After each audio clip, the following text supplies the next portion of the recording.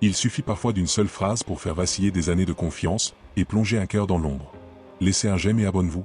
Le vent fouettait les arbres du parc comme une bête impatiente. Elisa resta figée, les doigts crispés sur le carnet détrempé. La phrase ajoutée à la dernière page semblait luire dans la pénombre. Ne lui fais pas confiance. Mais aucun nom. Juste cette sentence, suspendue comme une lame. Les voix se rapprochaient. Elisa, réponds-nous. Elle rangea le carnet contre sa poitrine, sous sa veste, avant que quiconque ne puisse le voir. Quelques secondes plus tard, Noah arriva en premier, essoufflé, les cheveux ruisselants. Mon Dieu, tu vas bien? Il voulut la prendre dans ses bras mais elle recula d'un pas sec. Ce simple geste le figea. Elisa? Elle ne répondit pas. Elle ne pouvait pas. Les mots de Julien tournaient dans sa tête. Celui que tu crois incapable de te blesser. Noah s'apprêtait à parler quand Lisandre surgit derrière lui, suivi de près par Mila. Tous les trois, trempés et inquiets, ressemblaient à un trio disloqué par la tempête. Lisandre fit un pas vers elle. On était mort d'inquiétude. Pourquoi tu es parti? Elisa leva les yeux vers lui. Il était sincère. Elle le sentait. Mais la sincérité n'était plus un critère fiable, pas dans cette histoire où tout le monde semblait mentir pour la protéger. Mila, de son côté, observait attentivement Elisa, comme si elle cherchait à comprendre quelque chose de plus profond. Elisa, tu es pâle. Il s'est passé quelque chose ici? Elisa sursauta légèrement. Devait-elle leur parler de Julien? Non, pas maintenant. Peut-être jamais.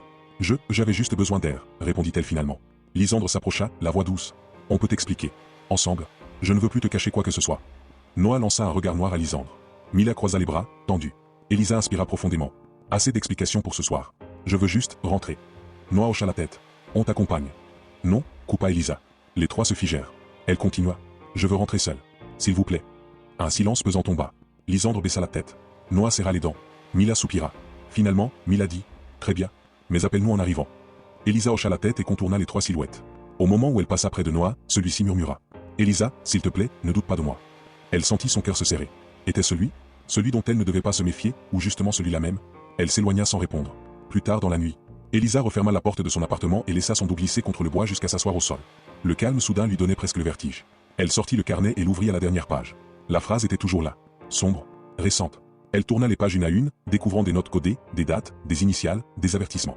Puis elle tomba sur une page qui n'était pas de l'écriture de son père. Une autre écriture. Plus nerveuse. Plus récente encore. Un seul mot. Pardon. Elisa sentit son souffle se bloquer. Quelqu'un avait eu ce carnet avant elle. Quelqu'un qui se sentait coupable. Elle approcha la page de la lumière de sa lampe, et soudain, elle reconnut quelque chose. Pas une signature. Pas un nom. Mais la façon dont la lettre P était formée. Une boucle ascendante très particulière. Une boucle qu'elle avait déjà vue. Son cœur fit un bond douloureux. Non, c'est impossible. Elle ouvrit un tiroir, fouilla, sortit une vieille carte postale. Et compara. La boucle du P. La même écriture. La même personne. Elle porta une main tremblante à sa bouche. Elisa lâcha la carte sous le choc. L'écriture correspondait à celle de Noah. À votre avis, que va-t-il se passer et qu'auriez-vous fait? Dites-le moi en commentaire, et je vous dis à demain pour la suite.